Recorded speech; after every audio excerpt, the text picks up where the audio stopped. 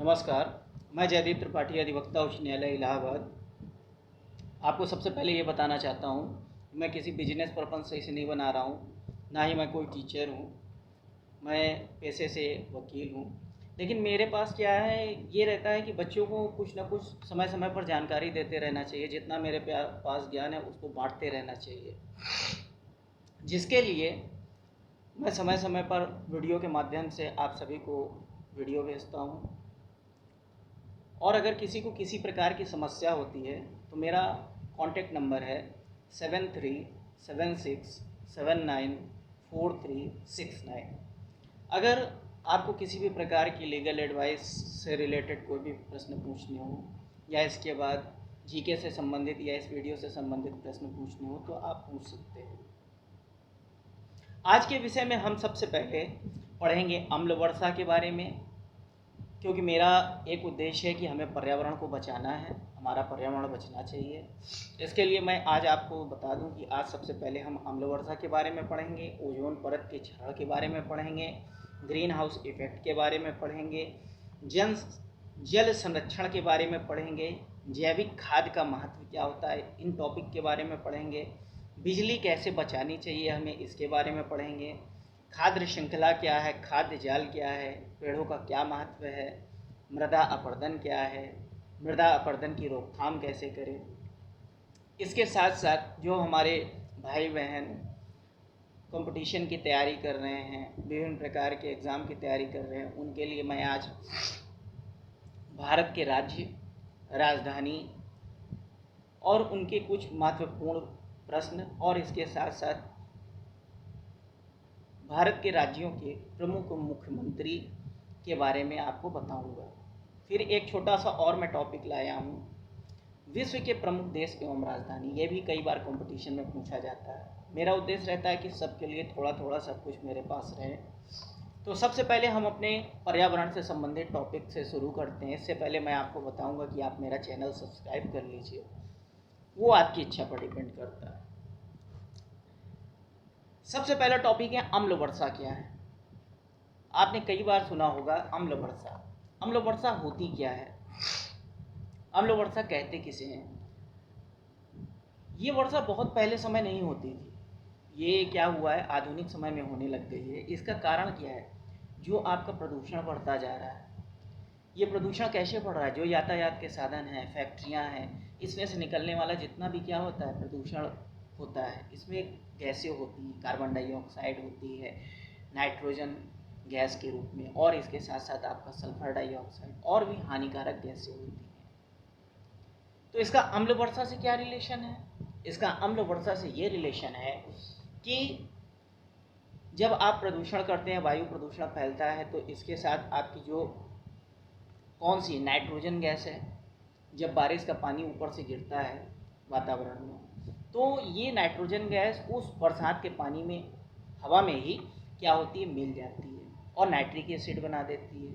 इसी प्रकार जो आपकी सल्फर डाइऑक्साइड गैस होती है, ये सल्फ्यूरिक एसिड बना देती है, जिसके कारण होता क्या है कि हमारे पर्यावरण में ये जब बारिश होती है तो ये अम्ल के रूप में होती है। इसीलिए इसे हम क्या कहते हैं, अम्ल वर्षा कहते हैं। सामान्यतः जब पहली बार बारिश होती है किसी मौसम में, तो ये बारिश होती है। फिर तो इसके बाद क्या होता है कि गैस की परत धीरे धीरे खत्म होती जाती है। तो अब सबसे बड़ी बात है कि इस वर्षा का प्रभाव क्या होता है, आखिर ये क्यों हानिकारक है। इसके हानिकारक प्रभाव के रूप में अगर हम सबसे पहले जाने, तो जब ये बारिश होती है तो इससे हमारी जितनी भी पुरानी इमारतें हैं, जैसे ताजमहल, इसके अलावा अन्य जितनी भी हैं बड़ी बड़ी इमारतें जो कीमती पत्थरों से मिलकर बनी हुई हैं, वो क्षतिग्रस्त हो जाती हैं। उन पर इसका सीधा प्रभाव पड़ता है। एक तो सबसे पहली बात, जो बारिश की बूंद आ रही है बहुत तीव्र गति में आती है, और जब एसिड के रूप में हो जाए तब तो और भी डेंजर होती है। फिर इसके साथ साथ क्या होता है, जब ऐसी बारिश होती है तो इससे होता क्या है कि जो हमारी फसल होती है वो भी खराब हो जाती है, फसल पर भी इसका प्रभाव देखने को मिलता है। अब अगर हम बात करें क्या होता है, जो जलीय जीव जंतु होते हैं, कई बार होता क्या है कि जो हमारा क्षेत्र होता है, जैसे तालाब है, जलाशय है, वो भी क्या होता है, प्रभावित हो जाता है। जैसे हमारा जलाशय है, उस पर भी इसका प्रभाव पड़ता है। पीने के पानी क्या होते हैं, अम्लीय हो जाते हैं, मिट्टी अम्लीय हो जाती है, जिसके कारण फसल पर भी प्रभाव पड़ता है, उर्वरा शक्ति पर भी प्रभाव पड़ता है। तो ये क्या थी, हमारी अम्लीयता थी। अब हम इसकी रोकथाम कैसे कर सकते हैं, सीधा सा उपाय है, हमें प्रदूषण को कम करना चाहिए। और हम प्रदूषण को कैसे कम करें, यातायात के साधनों का कम प्रयोग करें, और फैक्ट्रियों आदि से निकलने वाले धुओं के लिए क्या करें, उचित प्रबंध करें। ज़्यादा से ज़्यादा ऐसे यंत्रों का प्रयोग करना चाहिए जो क्या कर सकें, आपके प्रदूषण को कम कर सकें। अब दूसरे विषय की अगर आज की हम बात करते हैं, ओजोन परत का क्षरण। ओजोन परत का क्षरण क्या होता है, ओजोन परत का क्षरण किसे कहते हैं, ये आखिर ओजोन है क्या? तो इसे साइंस की भाषा में O3 नाम से जाना जाता है, O3। तो ओजोन है क्या, हमारी पृथ्वी में एक आवरण है, एक लेयर है, जिसे हम ओजोन की परत कहते हैं। आखिर इसका क्या प्रभाव है, क्यों हमारे लिए जरूरी है, यह भी प्रश्न आपके दिमाग में उठ रहा होगा। तो ओजोन परत पृथ्वी में क्या है, एक कवच के रूप में, मान लीजिए ये पृथ्वी है, पृथ्वी के ऊपर क्या है, कवच के रूप में है। तो इसका काम ये होता है कि सूर्य की जो किरणें आती हैं, सूर्य की जो पराबैंगनी किरणें होती हैं, ये उनको आने से रोकता है, जिसके कारण क्या होता है, हमें क्या होती है, क्षति नहीं हो सकती है। अगर ये किरणें क्या आ जाएं, नीचे आ जाएं डायरेक्ट, तो हमें विभिन्न प्रकार की क्या होती हैं, बीमारियां हो सकती हैं। इसके साथ साथ पौधों को भी क्षति हो सकती है। लेकिन हुआ क्या है कि वर्तमान समय में जो आप CFC गैस का ज़्यादा से ज़्यादा प्रयोग करते हैं, जैसे रेफ्रिजरेटर आदि से यंत्रों से क्या होती है, CFC गैस निकलती है। वो उस गैस ने क्या किया है कि इस परत पर छेद कर दिया है। अब ऐसे तो है नहीं कि गई और छेद कर दिया, मतलब धीरे धीरे प्रदूषण के कारण क्या हुआ, इस परत में क्या हो गया है, छेद हो गया है, जिसके कारण क्या होता जा रहा है, ये छेद धीरे धीरे बड़ा होता जा रहा है। और आने वाले समय में क्या हो जाएगा, ये और बड़ा हो जाएगा, जो मानव के लिए क्या होगा, बहुत ही संकटमय हो जाएगा। और हमें क्या हो सकता है, बहुत सी बीमारियों का भी सामना करना पड़ सकता है। इसके साथ साथ क्या होगा, जो पृथ्वी का तापमान है वो भी बढ़ता जाएगा। तो ये क्या है, हमें क्या करना है, CFC का कम से कम प्रयोग करना है, या इसकी रोकथाम के लिए क्या करना है, लोगों को जागरूक करना है। फिर इसके बाद है अगला टॉपिक मेरा जो महत्वपूर्ण है, ग्रीन हाउस इफेक्ट क्या होता है। What is green house effect, green house effect किसे कहते हैं? ग्रीन हाउस इफेक्ट का मतलब है, देखिए होता क्या है कि हमारे वातावरण में जो कार्बन डाइऑक्साइड है, उसकी मात्रा क्या होती जा रही है, सांद्रता ज़्यादा बढ़ती जा रही है। जब इसकी सांद्रता नॉर्मल रहती है, सामान्य रहती है, तो जो सूर्य की किरणें आती हैं वो अपने साथ क्या लाती हैं, तापमान भी लाती हैं। ताप भी लाती, तभी तो हमें गर्मी फील होती है। तो क्या होता है, ये तापमान भी लाती हैं, लेकिन सांद्रता जब नॉर्मल रहती है तो टकरा करके ये किरणें क्या होती हैं, पृथ्वी से परावर्तन के नियम के अनुसार वापस चली जाती हैं, साथ में क्या होती है, गर्मी भी चली जाती है। लेकिन हो क्या रहा है कुछ समयों से कि इसकी सांद्रता क्या हो गई है, बढ़ गई है, कार्बन डाइऑक्साइड की सांद्रता बढ़ गई है। और इसने क्या बना लिया है, पृथ्वी में एक परत सी बना लिया है, जिसके कारण सूर्य की किरणें क्या करती हैं, इसको भेद के आ तो जाती हैं, लेकिन परावर्तित नहीं हो पाती, कुछ हद तक ही परावर्तित हो पाती हैं, जिसके कारण क्या होता जा रहा है, पृथ्वी का तापमान क्या हो रहा है, बढ़ता जा रहा है। और इसके साथ क्या होगा, अगर ये तापमान बढ़ता गया तो जो पहाड़ हैं, पहाड़ों में बर्फ जमी हुई है, ग्लेशियर हैं, इसके साथ साथ ये क्या होते जाएंगे, पिघलते जाएंगे। और पिघलने से क्या होगा, जो आपका समुद्र है, नदियां हैं, उसका जल स्तर बढ़ता जाएगा। और कुछ स्थान क्या हो जाएंगे, सूखे में परिवर्तित हो जाएंगे, और कुछ के डूबने की क्या हो जाएगी, संभावना हो जाएगी, मतलब पृथ्वी में उथल पुथल हो जाएगी। इसके जिम्मेदार भी कौन है, हम सभी हैं, जिसने क्या कर रखा है, भारी से भारी मात्रा में प्रदूषण फैला रखा है। इसके उपाय के लिए हमें क्या करना चाहिए, ज़्यादा से ज़्यादा मात्रा में पेड़ों को लगाना चाहिए। अगर हम पेड़ लगाएंगे तो पेड़ लगाने से क्या होगा, जो पेड़ है वो क्या करेंगे, आपका ऑक्सीजन गैस निकालेंगे और वातावरण से कार्बन डाइऑक्साइड गैस लेंगे, जिससे क्या होगा, गैसों का संतुलन आपस में बना रहेगा। और हम क्या कर सकते हैं, इस प्रकार पर्यावरण को संतुलित कर सकते हैं, और आने वाले संकट को, आने वाली समस्या को, और जो पृथ्वी पर संकट आने वाला है, पृथ्वी खत्म हो सकती है, उसको रोक सकते हैं। तो ये क्या था, आपका ग्रीन हाउस इफेक्ट था। अब अगर बात हो कि हमारी पृथ्वी को एक और बड़े संकट से गुजरना पड़ रहा है। आखिर वो संकट है क्या? हमारी पृथ्वी पर और कौन सा संकट आ रहा है?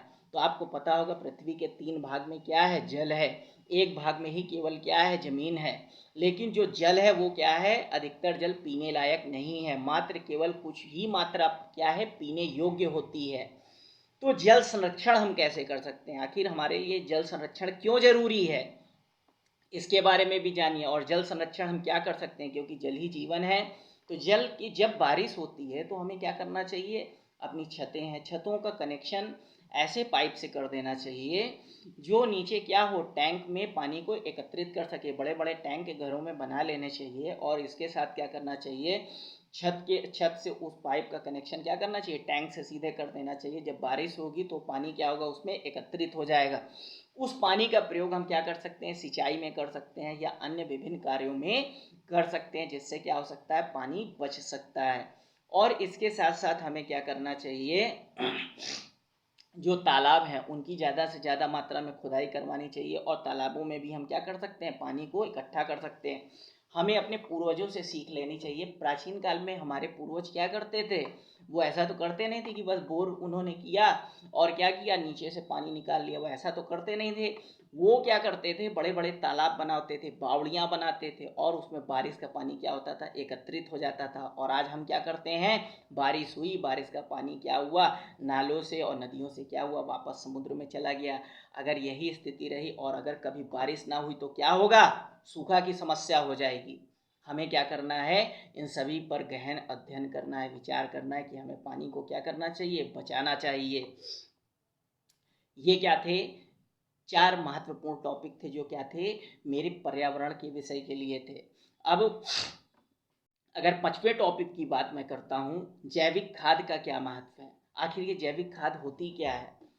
2 तरह की खादें होती हैं। अगर हम किसानी में बात करें, खेती में बात करें, तो हम 2 प्रकार के क्या करते हैं? खादों का प्रयोग करते हैं। एक जैविक खाद का प्रयोग करते हैं, एक रासायनिक खाद का प्रयोग कर सकते हैं।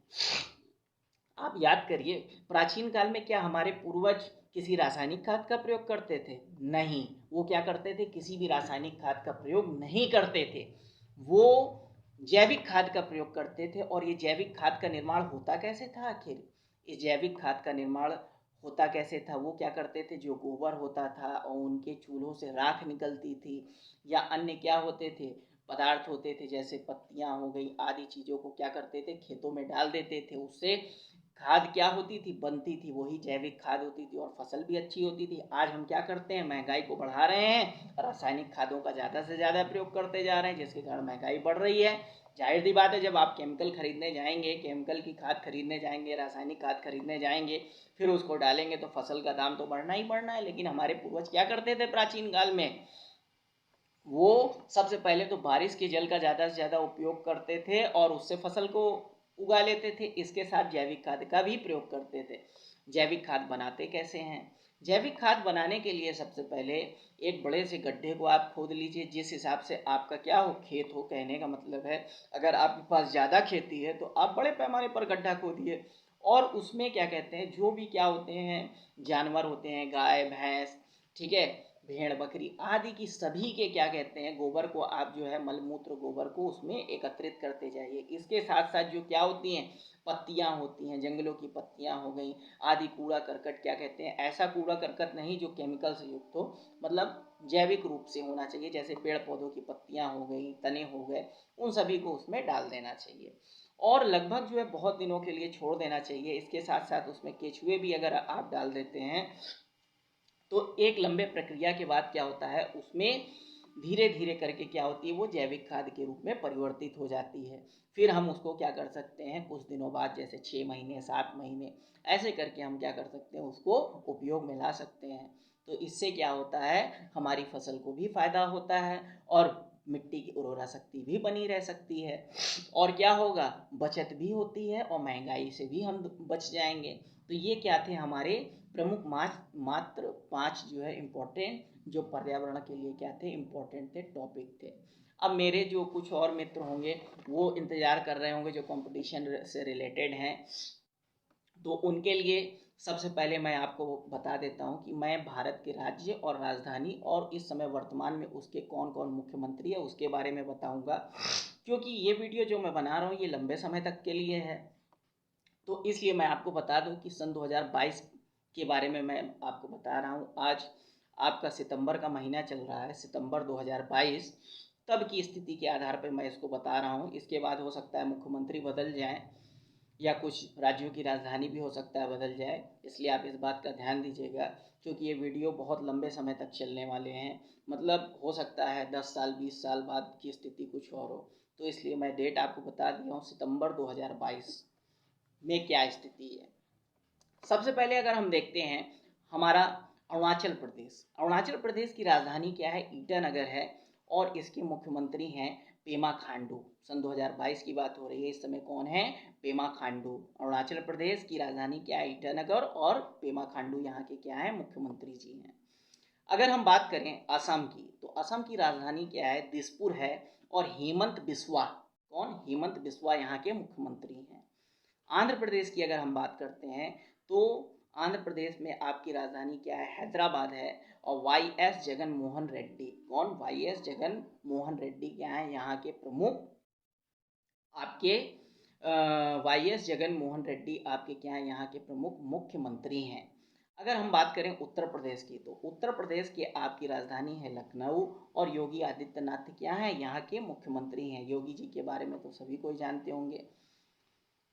उत्तराखंड की राजधानी क्या है, देहरादून है, और पुष्कर सिंह धामी क्या है यहाँ के मुख्यमंत्री हैं, क्या है, पुष्कर सिंह धामी यहाँ के मुख्यमंत्री हैं। उड़ीसा की बात करते हैं, उड़ीसा की राजधानी है भुवनेश्वर, और भुवनेश्वर में जो मुख्यमंत्री हैं वो हैं आपके नवीन पटनायक जी, कौन, नवीन पटनायक। कर्नाटक की बात करें तो कर्नाटक की राजधानी है बेंगलुरु, और बेंगलुरु के मुख्यमंत्री जी हैं बसवराज बोम्मई। केरल की बात करें तो केरल की राजधानी है तिरुवनंतपुरम, और पिनराई विजयन क्या है यहाँ के मुख्यमंत्री हैं। गुजरात की बात करें तो गुजरात की राजधानी क्या है, गांधीनगर है, क्या है, गांधीनगर है, और यहाँ के जो मुख्यमंत्री है भूपेंद्र भाई पटेल हैं, कौन है, भूपेंद्र भाई पटेल। गोवा की बात करें तो गोवा की राजधानी है पणजी, और प्रमोद सावंत क्या है यहाँ के मुख्यमंत्री हैं। अगर हम छत्तीसगढ़ की बात करें तो छत्तीसगढ़ की राजधानी क्या है, रायपुर है, क्या है, रायपुर, और भूपेश बघेल यहाँ के क्या है, मुख्यमंत्री हैं। अगर हम बात करें झारखंड की, तो झारखंड की राजधानी है रांची, क्या है, रांची, और हेमंत सोरेन क्या है यहाँ के मुख्यमंत्री हैं। अगर हम तमिलनाडु की बात करें तो तमिलनाडु की राजधानी है चेन्नई, और एम के स्टालिन क्या है यहाँ के मुख्यमंत्री हैं। अगर हम तेलंगाना की बात करें तो तेलंगाना की राजधानी क्या है, हैदराबाद है, और यहाँ के आपके मुख्यमंत्री हैं के चंद्रशेखर राव, कौन है, के चंद्रशेखर राव। आंध्र प्रदेश और तेलंगाना में आपका चेंजेस हो गया है। आंध्र प्रदेश की राजधानी क्या कर दी गई है, अमरावती कर दी गई है, और तेलंगाना की राजधानी हैदराबाद कर दी गई है। नागालैंड, अगर नागालैंड की बात करें तो नागालैंड की राजधानी है कोहिमा, क्या है, नागालैंड की राजधानी कोहिमा, और मुख्यमंत्री है नेफ्यू रियो। और अगर पंजाब की बात करें तो चंडीगढ़ है, और भगवंत मान क्या है यहाँ के जो है आपके मुख्यमंत्री हैं। इसके बाद अगर हम बात करते हैं पश्चिम बंगाल की, किसकी, पश्चिम बंगाल की, तो पश्चिम बंगाल की राजधानी क्या है, कोलकाता है, और यहाँ के मुख्यमंत्री कौन है, ममता बनर्जी जी हैं। और अगर हम पुडुचेरी की बात करें तो पुडुचेरी की राजधानी पुडुचेरी है, और यहाँ के मुख्यमंत्री एन रंगास्वामी है, कौन है, एन रंगास्वामी। और अगर हम बिहार की बात करें तो बिहार की राजधानी क्या है आपकी, पटना है, और नीतीश कुमार क्या है यहाँ के मुख्यमंत्री हैं।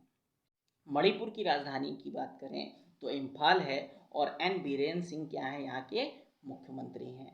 मध्य प्रदेश की अगर हम बात करें तो यहाँ की राजधानी क्या है, भोपाल है, और शिवराज सिंह चौहान क्या है यहाँ के मुख्यमंत्री हैं। अगर महाराष्ट्र की बात करें तो महाराष्ट्र की राजधानी क्या है, मुंबई है, और एकनाथ शिंदे क्या है यहाँ के आपके मुख्यमंत्री हैं।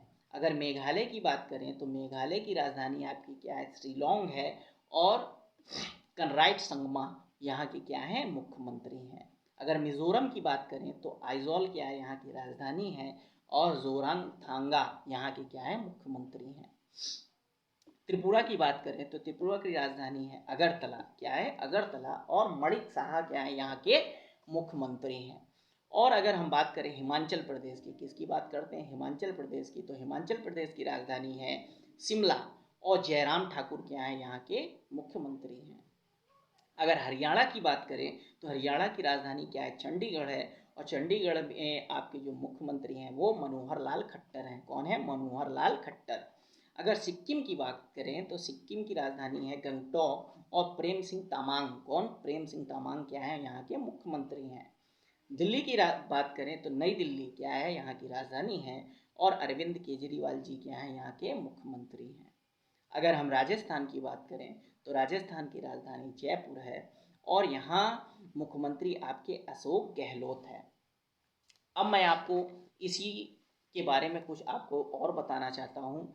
जो राज्य हैं, खास खास राज्य, उसके बारे में मैं कुछ इंपॉर्टेंट महत्वपूर्ण प्रश्न आपको बताऊंगा, और जो मैंने अभी टॉपिक बताए थे उससे रिलेटेड भी। तो सबसे पहले मैं आपको बता दूं, जो अम्ल वर्षा होती है, अम्ल वर्षा में सल्फर डाइऑक्साइड और कौन सी, नाइट्रोजन गैस क्या है, बहुत ही महत्वपूर्ण रोल अदा करती है। और इसके बाद ओजोन परत के लिए हानिकारक गैस कौन सी है, CFC। ये सब कंपटीशन में पूछे जाने वाले प्रश्न हैं। और अगर इसके साथ साथ अगर अब हम जो अभी राज्य राजधानी के बारे में हमने पढ़ा, तो अगर मैं उत्तराखंड की बात करूं तो उत्तराखंड राज्य में क्या है, आपके बहुत ही महत्वपूर्ण प्रश्न बनते हैं। जैसे आपका देवप्रयाग, देवप्रयाग के बाद हरिद्वार, और इसके बाद आपका उत्तरकाशी हो गया, और फिर इसके बाद बद्रीनाथ, केदारनाथ, और फिर इसके बाद आपका गंगोत्री, यमुनोत्री आदि सभी क्या है, आपके उत्तराखंड में ही हैं। राजा जी पार्क आपका कहाँ पर है, उत्तराखंड में ही है। ये आपका हरिद्वार से ही शुरू हो जाता है। और अगर हम उत्तराखंड की बात करें तो और भी महत्वपूर्ण प्रश्न होते हैं। जैसे आपका मनसा देवी टेम्पल हो गया, चंडी देवी टेम्पल हो गया, जागेश्वर धाम हो गया, ये सब आपके क्या है, सब उत्तराखंड में ही हैं। अगर उत्तराखंड की बात करें तो उत्तराखंड में ही आपकी क्या होती है, गंगोत्री से आपकी कौन सी, भागीरथी नदी निकलती है, और गौमुख से कहा जाए, ठीक है। और इसके बाद अगर आपकी बात करें बंदर पुच्छ से क्या होती है, यमुना नदी निकलती है, जिसे हम आम भाषा में यमुनोत्री कहते हैं। अलकनंदा नदी आपकी कहाँ से निकलती है, बद्रीनाथ से निकलती है, जो कि आपकी कहाँ पर है, उत्तराखंड में ही है। और अगर हम बात करें आपकी मंदाकिनी नदी की, तो मंदाकिनी नदी बाबा केदारनाथ के चरणों से निकलती है। और अगर हम बात करें सरस्वती नदी, जो कि ज़्यादा फेमस नदी है, और ये केवल आपको प्रयागराज में देखने को ही मिलती है, तो सरस्वती नदी कहाँ पर है, ये आपके माड़ा गांव में देखने को मिलती है, बद्रीनाथ के माड़ा गांव में, और वहाँ से फिर सीधे इलाहाबाद में आपको देखने को मिलती है। तो ये हमारा उत्तराखंड था, जिसके प्रमुख महत्वपूर्ण प्रश्न थे। अब एक राज्य और, अगर अपने उत्तर प्रदेश राज्य की बात करते हैं, उत्तर प्रदेश से जो प्रश्न पूछे जा सकते हैं, जैसे आपका बुलंद दरवाज़ा कहाँ पर है, बुलंद दरवाज़ा आपका कहाँ पर है, फतेहपुर सीकरी में है। और फिर बात करें अगर आपका अकबर का मकबरा कहाँ पर है, सिकंदरा में है। और इसके बाद अगर हम बात करें आगरा की, तो आगरा में आपका क्या है, विश्व प्रसिद्ध ताजमहल है, जो कि सफ़ेद संगमरमर से क्या है, बनाया गया है। और अगर इसके बाद हम बात करें आपकी श्री कृष्ण जन्म स्थली, ये भी क्या है, आपकी मथुरा उत्तर प्रदेश में ही है। अगर हम बात करें राम जन्मभूमि की, तो राम जन्मभूमि भी आपकी कहाँ है, उत्तर प्रदेश, मथुरा में, उत्तर प्रदेश अयोध्या में ही है। और अगर हम बात करें पंडित मदन मोहन मालवीय के जन्म स्थली की, और पंडित जवाहरलाल नेहरू के जन्म स्थली की, इंदिरा गांधी के जन्म स्थली की, तो ये सब कहाँ पर है, आपके उत्तर प्रदेश प्रयागराज में है। अगर हम विश्व प्रसिद्ध संगम की बात करें तो संगम आपका कहाँ पर है, प्रयागराज उत्तर प्रदेश में ही है। अगर हम बात करें चंद्रशेखर आज़ाद पार्क की, इसके बाद भरद्वाज पार्क की, और इसके बाद अगर हम बात करें सुमित्रा नंदन पार्क की, तो ये सब कहाँ पर है, आपके प्रयागराज में ही है। और इसके बाद अगर हम बात करें आपके उत्तर प्रदेश में ही, तो अगर उत्तर प्रदेश में ही आपका क्या है, दधीची आश्रम है, जो आपका कहाँ है, दधीची आश्रम आपका कहाँ है, लखनऊ के समीप है। और अगर हम बात करें आपकी किसकी, उत्तर प्रदेश की, तो यही उत्तर प्रदेश क्या है, जनसंख्या के मामले में भारत का सबसे बड़ा राज्य है। और अगर हम इसी उत्तर प्रदेश की बात करें तो यहीं पे क्या है, लखनऊ में बड़ा इमामबाड़ा है, छोटा इमामबाड़ा है, ये सब कहाँ है, आपका उत्तर प्रदेश में ही है। और अगर हम बात करें तो गंगा, यमुना, सरस्वती, इसका संगम कहाँ पर है, प्रयागराज में ही है।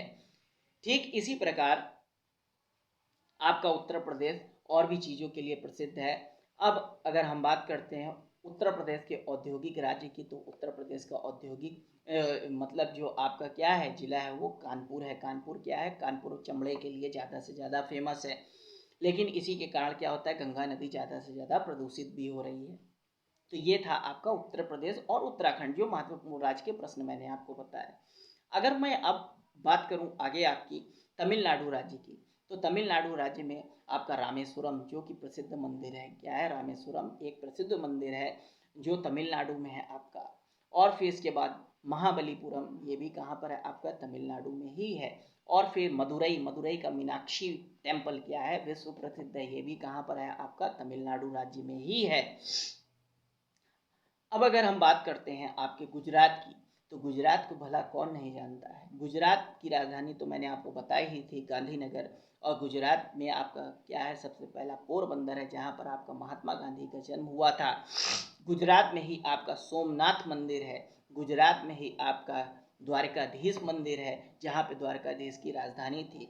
और अगर हम बात करें आपकी, तो गुजरात की राजधानी क्या है, गांधीनगर है। और गुजरात में ही आपका क्या है, अहमदाबाद है जो प्रसिद्ध है।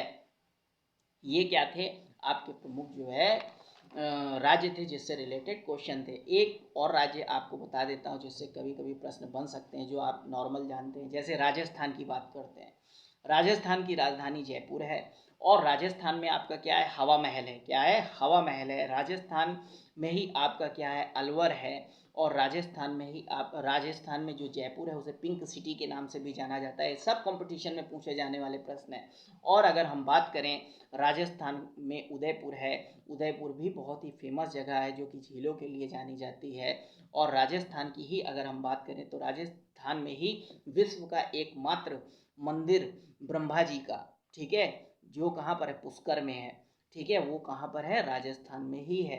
अगर दरगाह अजमेर शरीफ की बात करें, तो वो भी कहाँ पर है, आपकी राजस्थान में ही है। इस तरह करके आपके क्या होते हैं, बहुत ही राजस्थान से क्वेश्चन पूछे जाते हैं। बहुत सी झील आपकी जो है राजस्थान में है, जिसके लिए पूछा जाता है, क्योंकि झीलों के लिए ही राजस्थान क्या है, फेमस है। बड़ी बड़ी बावड़ियाँ क्या हैं आपकी, राजस्थान में ही हैं। अगर इससे प्रश्न निकालने लगे तो अकेला चैप्टर क्या हो जाएगा, केवल राजस्थान बन जाएगा। थार का मरुस्थल, जो भारत में दो इकलौते मरुस्थल हैं, कच्छ का रण और थार, जिसमें आपका थार क्या है, थार का मरुस्थल कहाँ पर है, आपका राजस्थान में ही है। और कच्छ का रण कहाँ पर है, वो आपका गुजरात में है। तो अब इसके बाद अगर हम बात करते हैं आपकी एक और राज्य है जो बिहार। बिहार को क्या कहा जाता है, पटना के लिए प्रसिद्ध है। बिहार क्या है आपका, पटना है। इसे पाटलिपुत्र के नाम से भी जाना जाता है।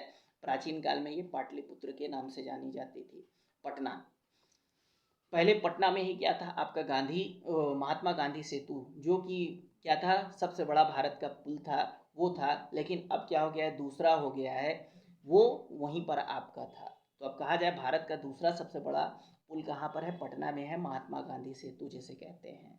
तो ये क्या थे, आपके राज्य थे जिसमें से कुछ क्वेश्चन निकलते हैं। एक राज्य और है पश्चिम बंगाल।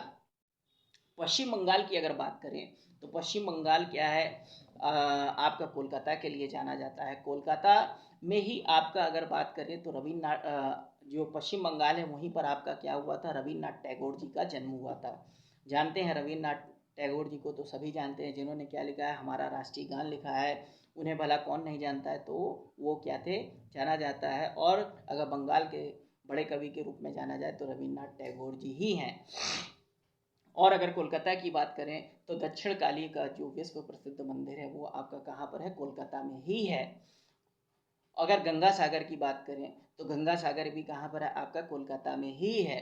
तो ये क्या थे, आपके कोलकाता के थे। अगर मैं भुवनेश्वर में जाऊँ, तो भुवनेश्वर भी आपका बहुत ही पूछा जाता है। भुवनेश्वर में आपकी चिल्का पानी की सबसे बड़ी झील है। चिल्का की जो है खारे पानी की सबसे बड़ी झील है, जो कि भ्रमण के लिए भी जरूरी है और क्या कहते हैं, अन्य मायनों में भी बहुत महत्वपूर्ण है। अगर हम आगे की बात करें, अब अगर हम दिल्ली की बात करें, तो दिल्ली को तो कौन नहीं जानता है। दिल्ली को जीतने के लिए ही क्या हुआ, बड़े बड़े लोगों ने क्या किए, कितनी लड़ाइयाँ लड़ी गई।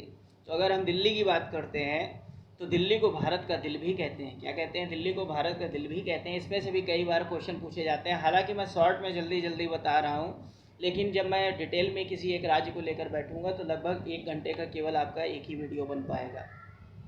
तो मैं चाह रहा हूँ कि आपका ज़्यादा से ज़्यादा कवर हो सके जो प्रश्न पूछे जाते हैं। दिल्ली की बात करते हैं तो दिल्ली की राजधानी क्या है? आपको पता ही है, नई दिल्ली है। और यहाँ के मुख्यमंत्री अरविंद केजरीवाल है, जो कि आपका आम आदमी पार्टी से हैं। और अगर हम बात करें दिल्ली में क्या क्या है, तो दिल्ली में आपका इंडिया गेट है। क्या है? दिल्ली में आपका इंडिया गेट है। और इसके बाद अगर दिल्ली की बात करें तो दिल्ली में ही आपका कुतुब मीनार है। और अगर दिल्ली की बात करें तो दिल्ली में ही आपका लाल किला है। और दिल्ली की बात करें तो दिल्ली को प्राचीन काल में इंद्रप्रस्थ के नाम से जाना जाता था, जिसे पांडवों ने बसाई थी। इसे खांडोप्रस्थ भी कहते हैं। दिल्ली में आपका लोटस टेम्पल है। और अगर बात करें आपकी दिल्ली की, तो जो मेट्रो के रूप में जानी जाती है, दिल्ली में आपका क्या है? मेट्रो रेल सेवाएं भी हैं। मेट्रो रेल सेवाएं आपका दिल्ली में भी हैं, मुंबई में भी हैं और कोलकाता में भी हैं। इसके साथ आपका जयपुर में भी मेट्रो रेल सेवाएं पहले प्रारंभ में इन्हीं शहरों में शुरू हुई थी, बाद में अन्य शहरों में शुरू की गई। तो ये क्या थे? आपके प्रमुख राज्य थे जिसके बारे में कभी कभी प्रश्न पूछे जाते हैं। तो ये तो मेरे उन भाई बहनों के लिए थे जो कि छोटे स्तर की प्रतियोगी तैयारी कर रहे हैं। अब बात करते हैं, हम वापस अपने टॉपिक पे आते हैं जो हमारा पर्यावरण का है। अब हम बात करते हैं बिजली कैसे बचाएं। ठीक है, एक प्रश्न हमारा जो सबसे इम्पोर्टेंट है, पूछा जाता है कि हम बिजली कैसे बचा सकते हैं और इसका क्या महत्व है। तो आपको ये पता ही होगा, वर्तमान काल में जीवाश्म ईंधन धीरे धीरे विलुप्त होता जा रहा है।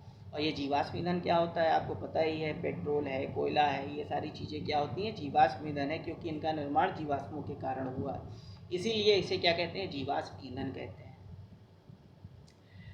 अब जब टॉपिक मैंने आपको खोला ही है जीवाश्म ईंधन के बारे में, तो मैं आपको बता दूं कि इसका निर्माण कैसे हुआ, जीवाश्म ईंधन का निर्माण कैसे हुआ। आज से लाखों करोड़ों वर्ष पहले, या जितनी आप कल्पना कर सकें उतने वर्ष पहले हुआ क्या कि हमारे जो जीव जंतु थे और पेड़ पौधे थे, वो किसी कारणवश, जैसे भूकंप आ गया या बड़ी आपदा आ गई, बड़ी त्रासदी आ गई, उसके रूप में बड़े पैमाने में क्या हो गए? पृथ्वी में नीचे दब गए। और दबने के बाद क्या हुआ?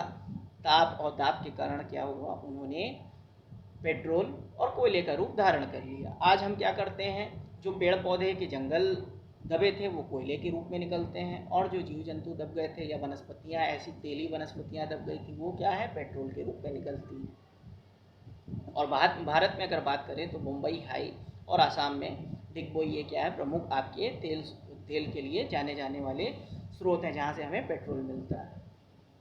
और कोयले के लिए तो आप जानते ही हैं, झारखंड आपका फेमस है, पश्चिम बंगाल फेमस है। तो ये सब अलग अलग टॉपिक है। अब इसमें अगर हम चले गए तो दूसरा हो जाएगा। अब इसके बाद हम बात करते हैं बिजली कैसे बचाएं। बिजली बचाने के लिए हमें सबसे पहले क्या करना चाहिए कि हमें ज़्यादा से ज़्यादा जो काम है वो ऐसे समय पे कर लेना चाहिए कि जो सूर्य का प्रकाश हो। मतलब जैसे अगर हम अपने पूर्वजों की बात करें तो आप एक बार कल्पना करिए, क्या हमारे पूर्वज बिजली का यूज़ करते थे? नहीं। वो क्या करते थे? वो सूरज के साथ उठते थे और सूरज के साथ ही डूब जाते थे, मतलब सूरज के साथ ही लेट जाते थे। कहने का मतलब वो सुबह प्रातःकाल ही उठते थे भोर में, और इसके बाद संध्या काल में ही क्या करते थे? सो जाते थे। क्या हुआ? सब सूर्य की रोशनी का यूज़ हुआ, कहीं बिजली का प्रयोग हुआ? नहीं हुआ। तो सबसे बड़ी बचत ये है कि हमें क्या करना है? ज़्यादा से ज़्यादा काम क्या कर लेना है? जो सूरज का प्रकाश है उसी की रोशनी में आप निपटा लीजिए, ताकि क्या हो सके, रात में हमें कोई काम हो ही ना, हम आराम करें, सुबह फिर टाइम से उठ जाएं। दूसरी बात अगर हम बात करते हैं तो जो हमारे अनावश्यक उपकरण होते हैं, हमें भारी मात्रा में क्या करना चाहिए? जो आपके क्या होते हैं? बल्ब होते हैं और इसके साथ साथ पंखे होते हैं, उनका प्रयोग नहीं करना चाहिए। हमें कम मात्रा के बल्ब और पंखे का प्रयोग करना चाहिए। अगर कमरे से बाहर निकल रहे हैं, पंखा चल रहा है, तो हमें पंखे को क्या कर देना चाहिए? बंद कर देना चाहिए। जो अनावश्यक रोड लाइट जल रही हैं उनको भी हमें क्या करना चाहिए? बंद कर देना चाहिए। हमें सौर ऊर्जा का ज़्यादा से ज़्यादा प्रयोग करना चाहिए। इसके लिए हम सोलर पैनल लगवा सकते हैं, सोलर पैनल का हम ज़्यादा से ज़्यादा प्रयोग करें। और इसके साथ साथ पवन ऊर्जा, वह स्थान जहाँ पे क्या होता है, जैसे मैदानी क्षेत्र जहाँ पे पवन चक्की लग सकती है, पवन ऊर्जा का हम प्रयोग करके क्या कर सकते हैं? बिजली को बचा सकते हैं। ठीक इसी प्रकार छोटी छोटी बातें हैं जिसको हम ध्यान में अगर रखें तो हमारी बिजली बच सकती है। अब अगर हम बात करें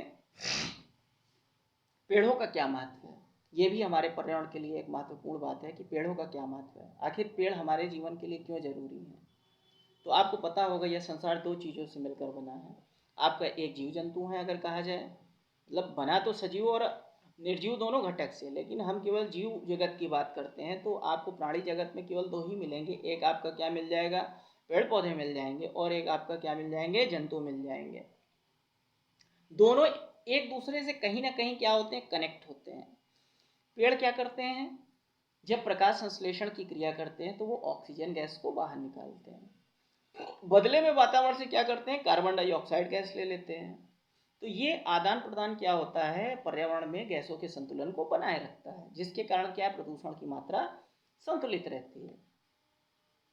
इसके साथ साथ पेड़ों से हमें क्या होती हैं, विभिन्न प्रकार की औषधियाँ मिलती हैं जिसको हम खोते जा रहे हैं। आज हमने क्या किया, मार्केट गए, मार्केट से कोई भी टैबलेट ले आई, खा ली, और क्या हो गया, अपनी जो बीमारी है उसको ठीक कर लिया। वो कितनी नुकसान कर रही है ये हमने नहीं जाना।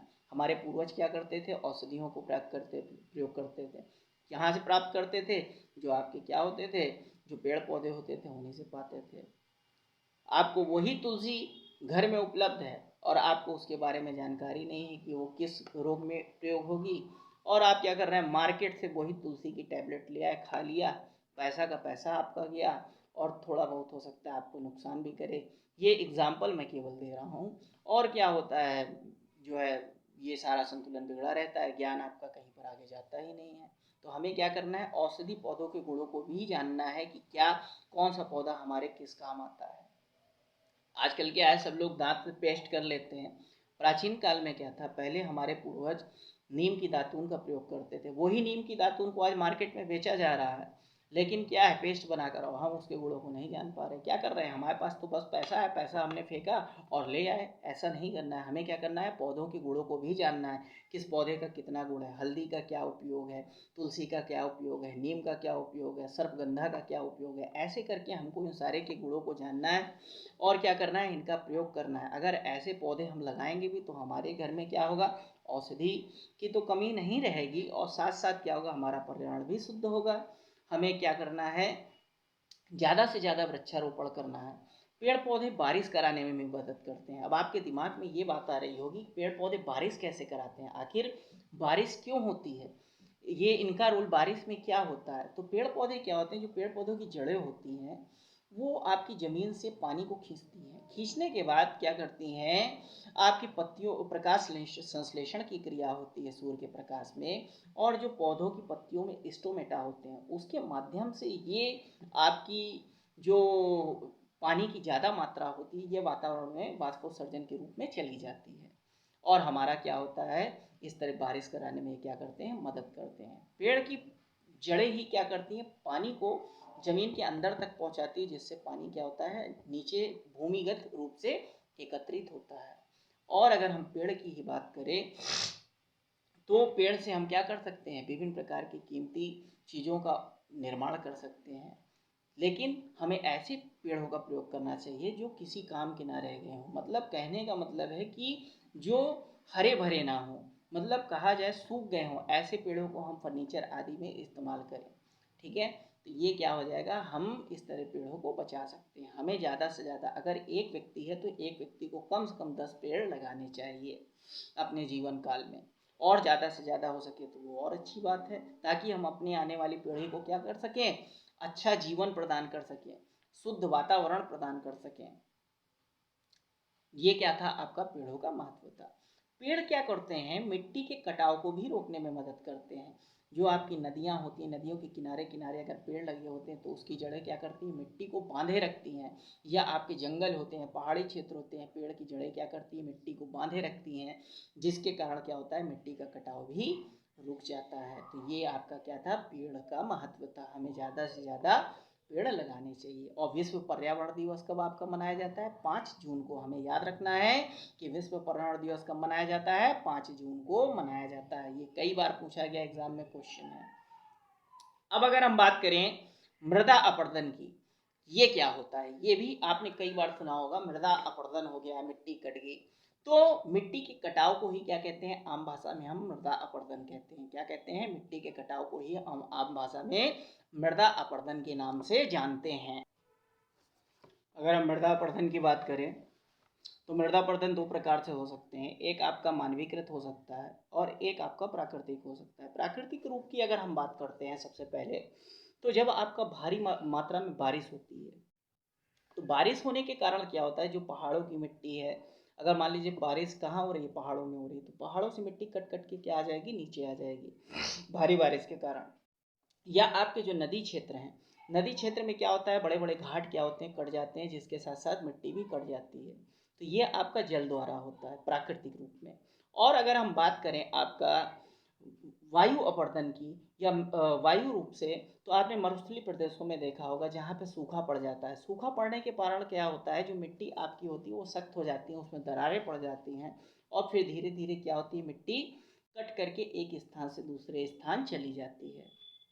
और अगर हम मानवीकृत की बात करें, तो मानवीकृत रूप में आपका मानव क्या करता है, ईंट के निर्माण के लिए, घरों के निर्माण के लिए तरह तरह से क्या करता है, खेतों से मिट्टी या अन्य जगहों से क्या करता है, मिट्टी को निकालता रहता है। ये क्या कहलाता है, आपका मानवीकृत मृदा अपरदन कहलाता है। अब हम मृदा अपरदन की रोकथाम कैसे कर सकते हैं। अगर पहाड़ी क्षेत्र है तो हमें क्या करना चाहिए, किनारे किनारे पहाड़ों के क्या कर देना चाहिए, मेड़ बना देनी चाहिए। वह स्थान जहाँ पर क्या हो, ज़्यादा अपरदन होता हो, उस जगह पे मेड़ बना देनी चाहिए। तो क्या होगा, जो आपका पानी निकलेगा वो रुक जाएगा। अगर हम, आपने देखा होगा पहाड़ों में क्या होता है कि सीढ़ीदार खेती होती है। सीढ़ीदार खेती इसीलिए होती है, क्यों, क्योंकि अगर पानी बरसे तो वो धीरे धीरे सीढ़ी में से होते हुए जाए, एक बैकली बह करके ना जाए। अगर बह के जाएगा तो एक साथ क्या होगा, पूरी मिट्टी को बहा ले जाएगा। इसके साथ साथ हमें अगर नदी के किनारे अपरदन को रोकना है तो भारी मात्रा में पेड़ लगाने चाहिए। पेड़ों की जो जड़ें होती हैं वो क्या करती हैं, मिट्टी को बांधे रखने का काम करती हैं, और जब मिट्टी बंधी रहेगी तो मृदा अपरदन होगा नहीं। तो ये क्या है, आपका मृदा अपरदन की रोकथाम है। क्योंकि मिट्टी का विषय हमने क्यों लिया, क्योंकि मिट्टी अगर नहीं होगी तो पेड़ पौधे कहाँ से उगेंगे, पेड़ पौधे नहीं होंगे तो भोजन कहाँ से आएगा, भोजन नहीं होगा तो हम खाएंगे क्या और जीवित कैसे रहेंगे। तो इन सभी का क्या है, एक दूसरे से कहीं ना कहीं कनेक्शन होता है। तो ये क्या था आपका मृदा अपरदन। फिलहाल आज ये आपके जो महत्वपूर्ण टॉपिक थे वो मैंने आपको बता दिए। और इसमें जो आपको प्रश्न ना समझ में आए वो आप कमेंट बॉक्स में मुझसे पूछ सकते हैं। मैंने अपना नंबर भी दिया हुआ है, जो दोनों के लिए है, लीगल एडवाइस के लिए भी है, और मेरे जो छात्र छात्रा बच्चे हैं जो जानना चाहते हैं किसी विषय के बारे में, वो भी पूछ सकते हैं। नंबर 7376794369 है, आप इस पर व्हाट्सएप में मैसेज कर सकते हैं। अब अगर हम बात करते हैं एक और प्रतियोगी भाइयों के लिए, जो मैंने टॉपिक छोटा सा बनाया हुआ है कि विश्व के प्रमुख देश एवं राजधानियां, जो कि कई बार कंपटीशन में पूछे जाते हैं। तो अगर हम भारत की बात करें तो भारत की राजधानी नई दिल्ली है और यहाँ की मुद्रा क्या है, रुपया है। और अगर मैं नेपाल की बात करूँ तो नेपाल की राजधानी क्या है, काठमांडू है, और यहाँ की जो मुद्रा है वो रुपया चलती है। श्रीलंका की बात करूँ तो श्रीलंका की राजधानी कोलंबो है और यहाँ पे क्या चलता है, रुपया चलता है। अगर मैं पाकिस्तान की बात करूँ तो पाकिस्तान की राजधानी इस्लामाबाद है और यहाँ पर क्या चलता है, रुपया चलता है। और अगर मैं जापान की बात करूँ तो जापान की राजधानी टोक्यो है और यहाँ पर मुद्रा जो है वो येन है। अगर ताइवान की बात करूँ तो ताइवान की राजधानी ताइपे है और यहाँ पर डॉलर चलता है। और अगर मैं बांग्लादेश की बात करूँ तो बांग्लादेश की राजधानी ढाका है और यहाँ पर टका चलता है। थाईलैंड की बात करूँ तो थाईलैंड की राजधानी बैंकॉक है और यहाँ पे थाई बहुत चलता है। भूटान की बात करूँ तो इसकी राजधानी भूटान की थिपू है और गुल्टुम यहाँ की मुद्रा है। अगर म्यांमार की बात करूँ तो रंगून यहाँ की राजधानी है और यहाँ पे क्यात चलता है। वियतनाम की बात करूँ तो वियतनाम में हनोई इसकी राजधानी है और मुद्रा डांग है। कंबोडिया की बात करूं तो नोम पेन यहाँ की राजधानी है और रियल यहाँ पे चलता है। अफगानिस्तान की बात करूं तो अफगानिस्तान की राजधानी काबुल है और यहाँ पे अफगानी मुद्रा चलती है। अगर मैं उत्तर कोरिया की बात करूं तो उत्तर कोरिया की राजधानी प्योंगयांग है और यहाँ पे वॉन चलता है। अगर चीन की बात करूं तो चीन की राजधानी बीजिंग है और यहाँ पे युआन चलता है। अगर सिंगापुर की बात करूं तो सिंगापुर की राजधानी सिंगापुर है और सिंगापुरी डॉलर क्या है, यहाँ पर चलता है। अगर मैं मंगोलिया की बात करूं तो यहाँ की राजधानी उलान बटोर है, क्या है, उलान बटोर है और तुगरिक क्या है यहाँ पे चलता है। मकाओ की राजधानी की बात करूं तो मकाओ की राजधानी मकाओ है और पटाका क्या है, यहाँ की मुद्रा है। अगर मैं इसी प्रकार बात करूं यमन की, तो यमन की राजधानी क्या है, साना है और यहाँ पे यमनी रियाल चलता है। कुवैत की बात करूं तो कुवैत सिटी यहाँ की राजधानी है और कुवैती दीनार यहाँ पे चलता है। ईरान की बात करूं तो तेहरान क्या है, यहाँ की राजधानी है और रियाल यहाँ पे चलता है। मलेशिया की बात करूं तो मलेशिया की राजधानी कुआलालंपुर है और डॉलर यहाँ पे चलता है। मिस्र की बात करूं तो मिस्र की राजधानी काहिरा है और यहाँ पे क्या चलता है, पाउंड चलता है। अगर मैं जिम्बाब्वे की बात करूं तो जिम्बाब्वे की राजधानी हरारे है और यहाँ पे डॉलर चलता है। ऑस्ट्रेलिया की बात करूं तो ऑस्ट्रेलिया की राजधानी कैनबारा है और यहाँ पे डॉलर चलता है। अगर फिजी की बात करूं तो फिजी पे सुआ यहाँ की राजधानी है और यहाँ पे डॉलर चलता है। अगर मैं जमैका की बात करूं तो जमैका की राजधानी किंगस्टन है और यहाँ पे डॉलर चलता है। अगर इसी प्रकार ऑस्ट्रिया की बात की जाए तो ऑस्ट्रिया की राजधानी वियना है और यहाँ पे यूरो चलता है। स्वीडन की राजधानी की बात करूं तो स्टॉकहोम क्या है, यहाँ की राजधानी है और क्रोना क्या है, यहाँ चलता है। हंगरी की बात करूं तो हंगरी की राजधानी बुडापेस्ट है और फ्लोरिड क्या है, यहाँ पे चलता है। पुर्तगाल की राजधानी की बात करूं तो लिस्बन क्या है, यहाँ की राजधानी है और यूरो यहाँ पे चलता है। फ्रांस की बात करूं तो पेरिस क्या है, यहाँ की राजधानी है और यूरो यहाँ पे मुद्रा चलती है। ब्राज़ील की बात करूं तो ब्राज़ीलिया क्या है, राजधानी है और क्रूज़ादो यहाँ पे चलता है। चिली की बात करूं तो सेंटियागो क्या है, यहाँ की राजधानी है और पीसो यहाँ पे चलता है। अगर क्यूबा की बात करूं तो क्यूबा की राजधानी हवाना है और यहाँ पे पीसो चलता है। तो ये क्या थे आज के आपके प्रमुख महत्वपूर्ण टॉपिक थे। अगर आपको मेरा ये वीडियो पसंद आए तो इसे ज़्यादा से ज़्यादा क्या कहते हैं, लाइक करिए और शेयर करिए और इसके बाद मेरे चैनल को सब्सक्राइब करना ना भूलिए। जितना ज्ञान मेरे पास थोड़ा बहुत था वो मैंने आपको दे दिया, इससे ज़्यादा अगर आपके पास हो तो आप मुझे कमेंट बॉक्स में दे दीजिए। जय हिंद, जय भारत। आपका सेवक जयदीप त्रिपाठी।